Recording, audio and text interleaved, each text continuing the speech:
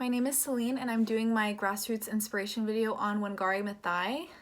So Wangari Maathai is the leader of the Greenbelt movement, and a little bit of educational background. She was born on April 1st, 1940 in a small Kenyan village called Nyeri.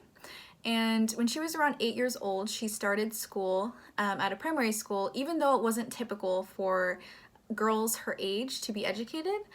And then she later moved up to an all-girls school, high school, where she earned a scholarship to attend college in the United States, which is what she did.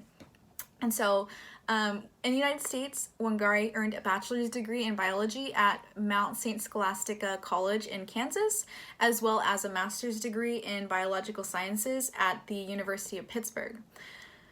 And so that was the college degree she earned in America. And then when she went back to Kenya, she attended the University of Nairobi, where she made history in two ways. So first of all, she was the first woman in all of East and Central Africa to earn a doctorate degree. And also she was the first woman in the region of Kenya, not even just at the University of Nairobi, to be appointed as a chair of an entire university department. And then moving forward, as far as how the Greenbelt movement actually started, while she was active in the National Council of Women of Kenya, Wangari brought up this idea of community-based tree planting as a means for addressing some of the concerns that Kenyan women had regarding their natural resources. So the women brought up issues regarding the fact that their streams were drying up and their food supply was insecure, as well as when they went to travel to gather firewood and resources, they had to travel further and further distances each time because of the deforestation that had happened on account of the development that occurred in Kenya. And so by 1977, this idea of community-based tree planting turned into what is now the Greenbelt movement. And the main focus of the Greenbelt movement is poverty reduction as well as environmental conservation. And it's all aimed towards women. And so the reason why Wangari Maathai wanted to aim this entire movement towards women is because she felt that it's the women whose resources were being depleted and they needed an income too. And so Wangari basically felt that she could solve both of these problems with one action, which would be planting trees. And so on World Environment Day in 1977, local Kenyan women began growing seedlings and planting trees in long rows to form green belts of trees, hence the name the Greenbelt movement. And the women were compensated for the work that they did. So not only were they empowering themselves by restoring the natural resources that they needed, but they were also receiving monetary compensation, so that also incentivized the work. And so planting these trees not only helped to restore the ecology of Kenya that had been damaged by the development, but it also provided food and firewood to the people, so those resources that they had been missing. And when trees were planted near critical watersheds, it helped to keep the watersheds from drying up. Moreover, the trees made the areas more climate resilient because the tree roots, when they bind to the soil, they protect against erosion that's typically caused by wind, water, and flooding. And then lastly, the women are empowered because it gives them a source of income, and yes.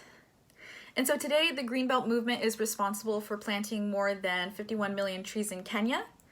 However, I wanted to acknowledge that the Greenbelt movement isn't just about trees, because when Wangari recognized that the root cause of environmental degradation that these women were facing was due to their misgovernance, she decided to do something about it.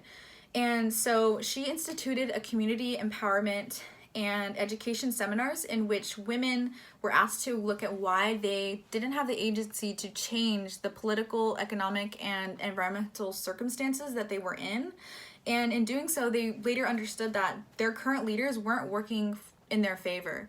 And ultimately, this was sabotaging their lives because the decisions that these leaders were making was depleting their natural resources, and they relied on those resources. So As a means to combat that, the Greenbelt movement began to advocate for greater democratic space for these women and for the national leaders who were responsible for these issues to start taking accountability. And overall, I think the reason why I find Wangari Maathai inspiring is just the fact that she is proof that one person's idea, even if it's just as simple as the idea of like, let's plant trees, it can actually make a difference. And one quote that I'd like to share from her is that until you dig a hole, you plant a tree, you water and make it survive, you haven't done a thing, you're just talking. And as a sustainability studies major, I really resonate with this because at the end of the day, the thing that's gonna make a difference in combating climate change and environmental injustice is action. And I find this inspiring because it takes the overwhelming complexity and stress of changing the world down to simple terms, down to the local level where it's a matter of changing what we can now and here by means of action. And so I don't know what I want to change about the world yet, or I guess I do know what I want to change, but I don't know how I'm going to change it. But Wangari inspires me to look at the world in simplistic terms and look at what simple things can do to make a big change. So just to end the conversation or the presentation, I just wanted to note that this movement is still continuing to expand its horizon.